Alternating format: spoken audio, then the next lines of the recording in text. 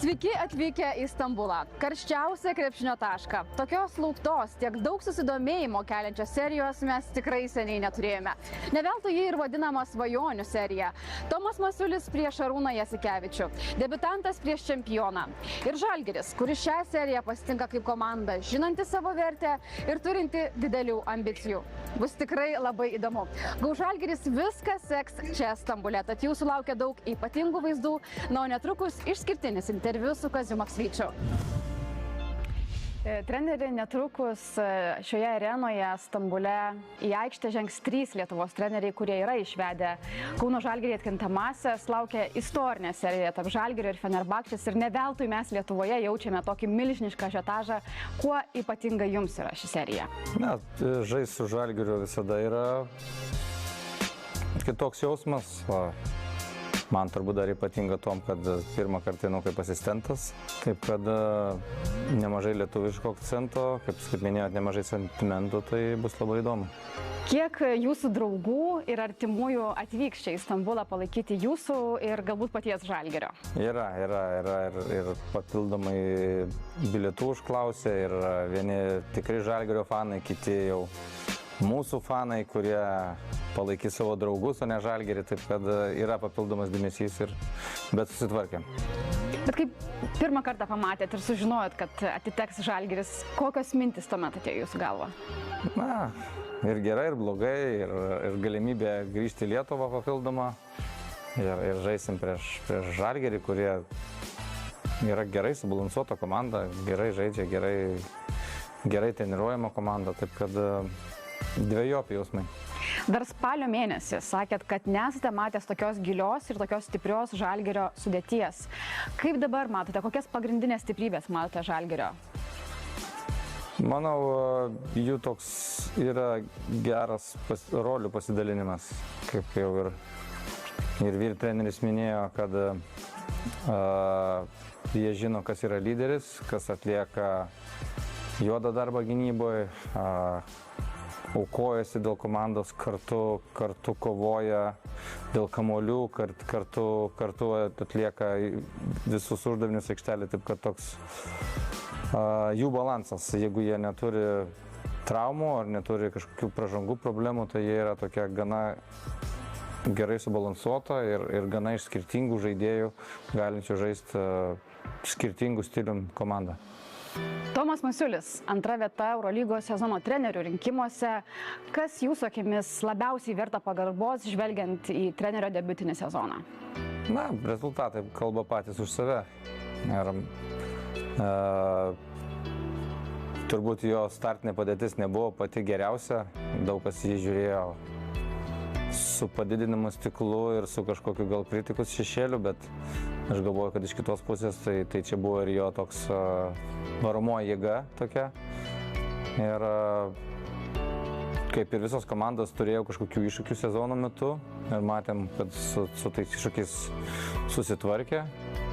Taip kad manau, kad pasiekė gerą poziciją prieš atkrintamąsias.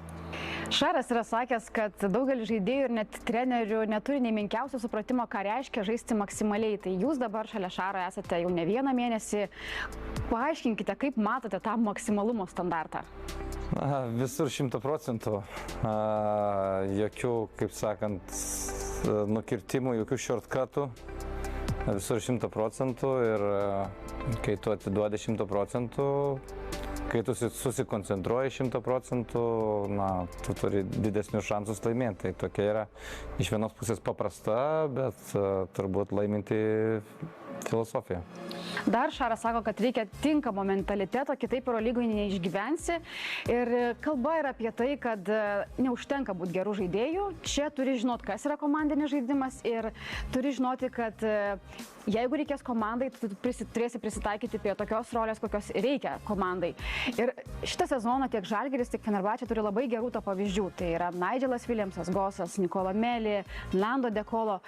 Kaip jūs matote tokių veteranų svarbą ir įtaką komandai? Šaro žodžiais, jie turi milžinišką įtaką komandai.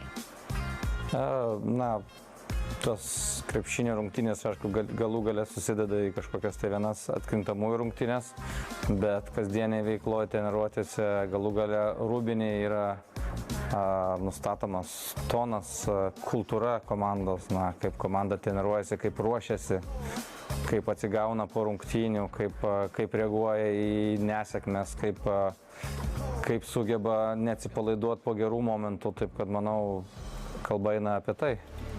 Tie žaidėjai yra perėję viską ir jie žino, kaip elgtis tokiose situacijose.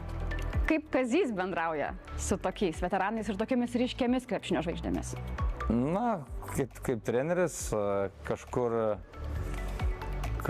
aišku, atsižvelgiam jų patirtį, net esam pasiskirstę žaidėjais ir mano toj pačioj grupėje yra patyrę tokie žaidėjai kaip Nikolo Melį ir Nando De Colo. Kartais pajuokauju, kad turim žiūrėti video apie jų žaidimą. Tai kartais pajuokaujam, kad gal pažiūrim video, jūs mane pamokinsit, kaip reikia žaisti krepšinį, nes tikrai daug ką galima iš jų pasimti. Kasdienis darbas ir disciplina nuveda iki tų didžiųjų pergalių. Ir koks tas kasdienis darbas šalia Šarūno Jasikevičiaus? Kaip minėjau, tai yra talentingų žaidėjų, kurie nori daryti savus dalykus arba kurie jiems labiau patinka, bet kai juos nori bendrai suvesti į komandinį tokį principą, tai į komandinę filosofiją, tai jie turi kažkokius daryti dalykus, kurie jiems nepatinka. Pavyzdžiui, padaryti baudą, už kurią tu gausi -1 naudingumo balą, bet tu galbūt išvengsi 2 taškų savo komandai ar dirbti kažkokį darbą gynyboje, ar atiduoti papildomą perdavimą, kur galbūt tau nebus taškų, bet tavo komandos draugas gaus. Taip kad šita filosofija, ir manau, kad ir Šarūno pagrindinė mintis yra, kad dirbti 100% ir dirbti viena kryptim, viena sistema, vienom detalėm, kaip jis vadina, taip kad visi būtų pasišventę dėl komandos tikslo. O kiek lemia charakterio skirtumai, nes žinom, koks jūs esate žmogus, koks yra Šaras žmogus? Jisai nustatė toną komandai, sakant, palauk, nėra pas mus, taip kad yra 100% nusiteikimas ir visi turi besąlygiškai laikytis komandos taisyklių ir plano. Kalbant ne apie komandą, apie jūs, kur savo karjeroje dabar yra Kazys Maksytis? Kazys yra savo tokios karjeros, nežinau, tokiu pusiaukeliai, sakyčiau. Pusiaukeliai yra kažkiek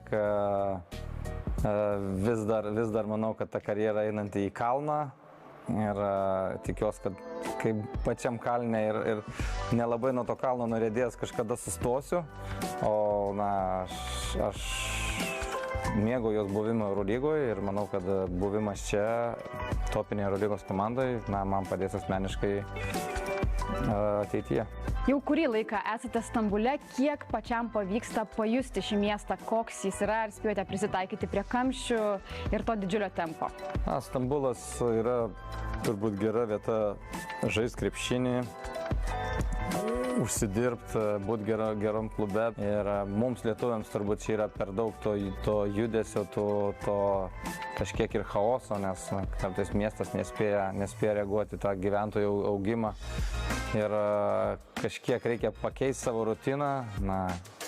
Jeigu turi nuveikti 2-3 dalykus per dieną, tai skirtingose vietose, tai gali nesuspėti to padaryti, ką gali lengvai padaryti, pavyzdžiui, Kaune. Taip kad čia labiau reikia planuoti savo dieną ar tą vieną išvažiavimą per dieną, taip kad nuveiktum vienu metu 1-2 galbūt svarbius dalykus skirtingose vietose ir tiesiog turi prie to prisitaikyti. Stambulas yra žinomas dėl savo hamamo, galbūt ar ne kamščių, nežinau, steikų labai skanių. Kas jums yra Stambulas? Kur tie Stambulo simboliai? Šiaip turbūt smagiausiai ar labiausiai tą pajunti Stambulo dvasią